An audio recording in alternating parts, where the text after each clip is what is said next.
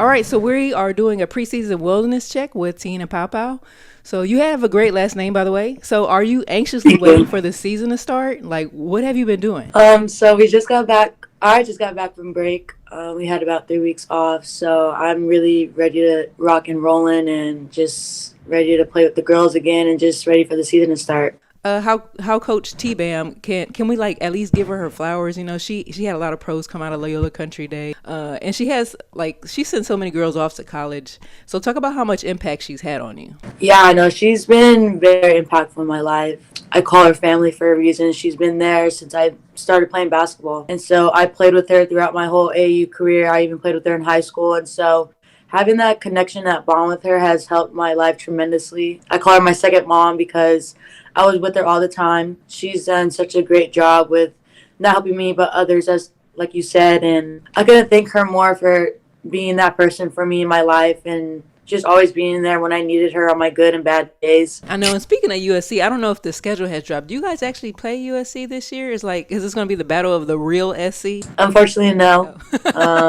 And then You know, I would love to play USC, but it's just scheduling and all that. And then talk about your decision too to transfer and how SC entered the mix. How did that come about? Yeah, no.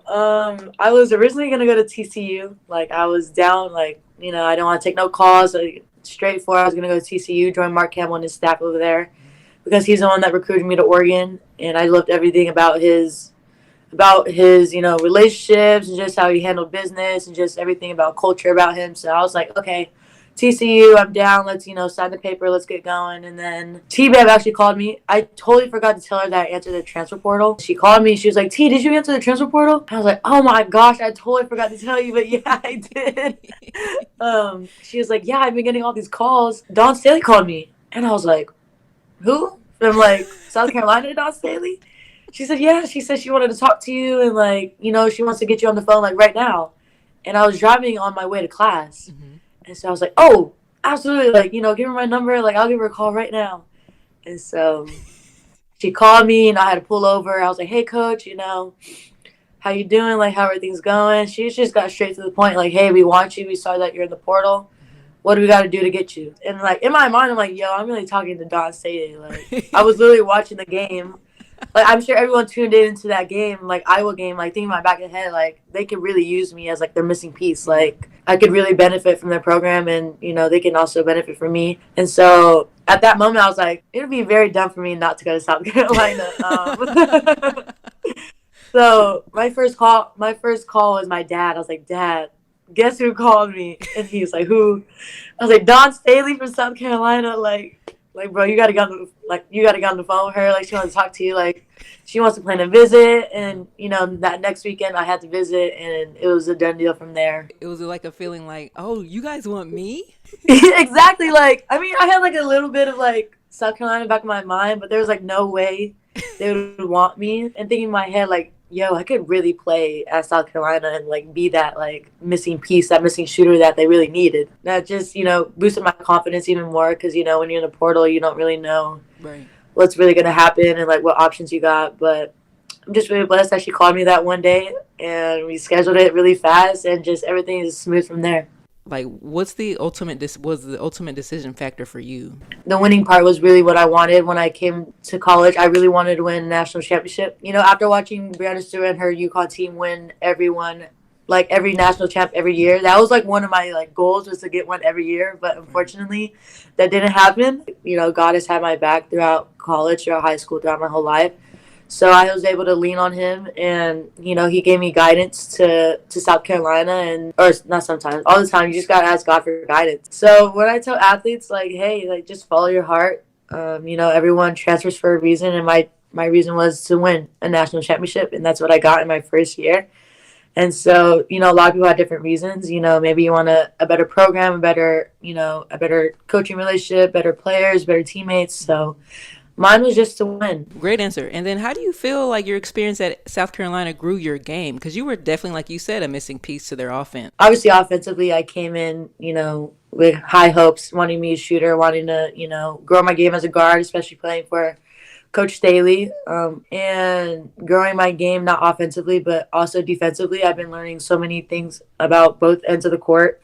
Because coming in, I was very offensive minded, but knowing that I had to play defense in order to play offense. And so they definitely grew my game on both ends of the court and still is continuing to grow. Because I know defense, especially playing in that SEC, it's a lot faster. But because they say the former Pac-12 is what it was called. So they say it wasn't as athletic or as fast as the SEC. But to me, like looking in, you transition what appeared to be like easy into their system. So you personally, like, what differences in style did you see or experience, like from Pac-12 to SEC? Well, first, I'm really going to miss the Pac-12. I really enjoy playing in the Pac-12. I loved everything about, the West Coast schools. All the coaches and teams were great, all the programs, and just seeing it, fall apart was really heartbreaking. South Carolina made that transition very smoothly.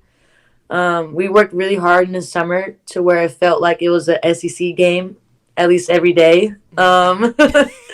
But they really made it such an easy transition just because of how Coach Staley put the pieces together. Mm-hmm. And I think that's what she's really great at, is putting talent together and having us buy into the culture that she wants. And so I think we really glued well together just because of how the adjustments we made as a team. But the SEC is very physical, very athletic. I think that was one of the big, eye-openers for me. Like, my first practice was with Ash and Lay.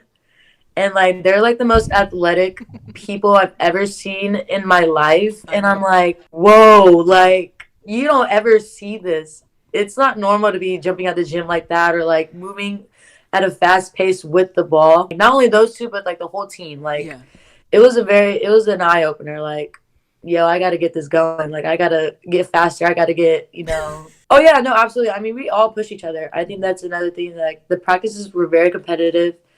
And you don't always play against a 6'7" post player every day. So she also improved my game as well in the paint. But it's just a really tough league to play in. Yeah. You can't take a night off. I realized that in the when we played in the conference play. Like, every night they're going to bring out their best because everyone wants to beat South Carolina. So, sometimes when we have a bad game, we got to rely on talent sometimes. And, that's not really good to say, but sometimes that's going to help you pull through. So, but Leia's taught me a lot of things. Excited for her to, grow this year. She's been doing really great this summer with workouts. Mm-hmm. I know she's coming for me, so that's gonna that's been helping me a lot, knowing that, hey, you can't take this for granted. And she's just super creative, and I'm just really happy to have her on my team.